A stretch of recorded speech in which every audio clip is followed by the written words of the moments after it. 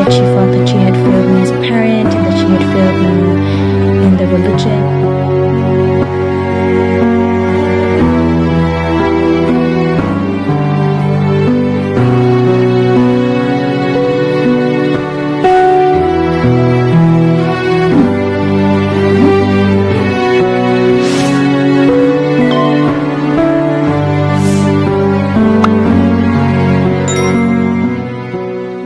Bismillahirrahmanirrahim. Assalamualaikum warahmatullahi wabarakatuh. Seperti yang kita tahu, setiap mualaf selalu punya kisah yang menarik, unik, dan inspiratif. Seperti narasumber kita kali ini, bukan hanya menarik dari perjalanan hijrahnya, tapi juga setelah beliau menjadi muslim, banyak gebrakan yang beliau lakukan, dan pasti menginspirasi kita semua. Nah, penasaran kan? Yuk sama-sama kita sapa. Muslimah yang satu ini sangat menjaga identitasnya. Ia mengaku dulunya adalah seorang penganut agama Yahudi Hasidik, keturunan Jerman Israel. Ia lahir dan tumbuh besar di Kanada. Seperti komunitas Yahudi Hasidik umumnya, ia kerap mengasingkan diri dari kelompok non-Yahudi. Kondisi ini pun diakuinya membuat ia menjadi seorang Zionis yang gigih, dan sampai menganggap Israel adalah identitas kebangsaannya, walaupun mengetahui dirinya selama ini tinggal di Kanada dan tak pernah sekalipun berada di Israel pada waktu itu. I went to a Jewish school my whole life, obviously up until the end of high school.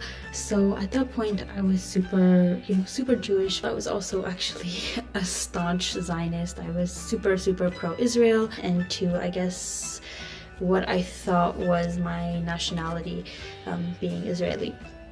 Setelah mulai beranjak dewasa, tepatnya setelah menyelesaikan pendidikan tingkat menengah atas, barulah ia mulai mengenal dunia luar dan bergaul dengan orang-orang dari berbagai budaya, agama, dan keyakinan. Mendapati diri berada pada lingkungan yang jauh berbeda dari sebelumnya, membuat ia harus berusaha menyesuaikan diri sebaik mungkin. Ia juga mengaku kerap mendapat berbagai pertanyaan yang tak jarang dapat menggoyahkan keyakinannya. Started basically when people would start asking me questions about Judaism. Sometimes I'd be met with challenges. A woman asked me about Shabbat, and I explained to her because, the Torah says. And I remember that question specifically from that woman. I still remember who asked me that. Her name was Mary, and I worked with her at the grocery store. Dan benar saja dari saat itulah, secara perlahan ia mulai benar-benar terpengaruh dan melupakan ketaatannya pada agama yang telah dipeluk dari lahir dan dipelajarinya sejak kecil. So I started distancing myself away from Judaism, and I started having a bit of doubt in my heart about what I was practicing. Kondisi tersebut diakuinya hanya berjalan beberapa lama, karena dengan menjauh dari Tuhan, ia merasakan sebuah jalan hidup yang kosong. Namun, di tengah proses kembali itu, timbul sebuah pertanyaan kritis di benaknya yang membuat ia ragu dengan beberapa ajaran Yudaisme. And that got me curious. I was like, why don't Jews prostrate during prayer? So I googled it, I went to Chabad.org, blah blah blah, I did a lot of research, spoke to rabbis, but it still did not satisfy me.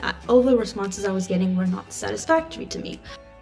Tak sampai di situ, ia bahkan menemukan kejanggalan dalam ajaran agama yang diyakininya kala itu. And it was at that point that I realized that Judaism, standard modern Judaism that people practice today, is called Rabbinic Judaism, because a lot of the rules and a lot of the holidays and the regulations that Jews practice today are from rabbis, from rabbinical interpretations from the past. And it was at that point that I was like, that's strange. But I also explained my questions, why do we do this on Passover? Why do we do this on Chanukah? Why do we do this on Rosh Hashanah? Pada waktu yang bersamaan, ia juga mendalami agama lain termasuk Islam, dan mendapati kenyataan bahwa Islam adalah agama yang cukup mirip dengan Yahudi. Namun saat itu ia berpikir bahwa Islam adalah agama plagiat yang meniru ajaran Yahudi. The only thing that they believe in more is the Prophet Jesus and the Prophet Muhammad. So basically that's the only addition that it has to over Judaism. And I also, while I was Jewish, was like, oh yeah, Muslims stole our texts. They're just reusing, they're copying our texts. That's really what I believed. Muslimah yang kini tengah membina rumah tangga dengan seorang pria Muslim asal Palestina ini, akhirnya tersadar bahwa Islam tidak menirukan agama lain. Islam adalah risalah Allah yang menyempurnakan agama-agama terdahulu. And I realized that it wasn't copying Jewish texts, it was literally the same God. So God was continuing his message, it's the same message, and it just has, I guess, some like new information, some new tweaks. Menyadari keyakinan dirinya yang semakin tumbuh untuk hidup berlandaskan ajaran ilahi yang sebenar-benarnya, pada bulan Ramadan tahun 2017, ia masuk Islam secara diam-diam. Tetapi langkah ini diakuinya tidak berjalan mulus. Pada tahun 2018, ia mengungkapkan keislamannya dan berujung kecaman dan kekecewaan dari keluarganya setelah mengetahui keputusan yang ia ambil ini. So it was about a year after converting to Islam that I decided that I had to tell my mom. So basically, she had made it very clear that she was not happy with my decision. She told me that she felt that she had failed me as a parent and that she had failed me in the religion. But I made it clear to her that it was nothing she had done and it was simply part of my journey and part of my life basically, and this is what felt right to me. Sampai saat ini, belum ada keterangan langsung dari pihaknya terkait akhir dari masalah tersebut. Yang jelas, kini ia lebih merasa tenang dan bahagia karena tak lagi harus menyembunyikan jati dirinya dari siapapun, terutama dari sang ibu.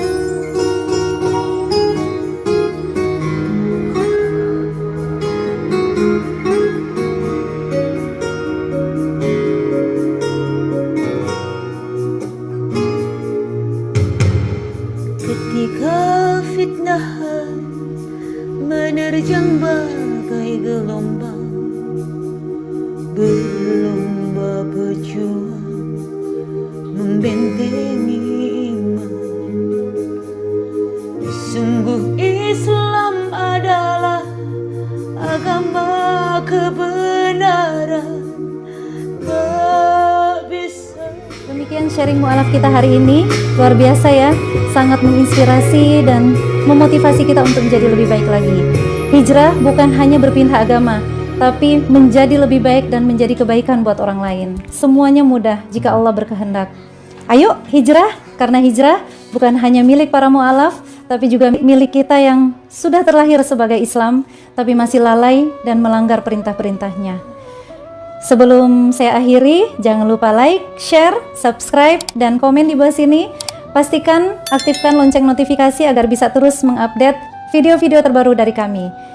Wassalamualaikum warahmatullahi wabarakatuh.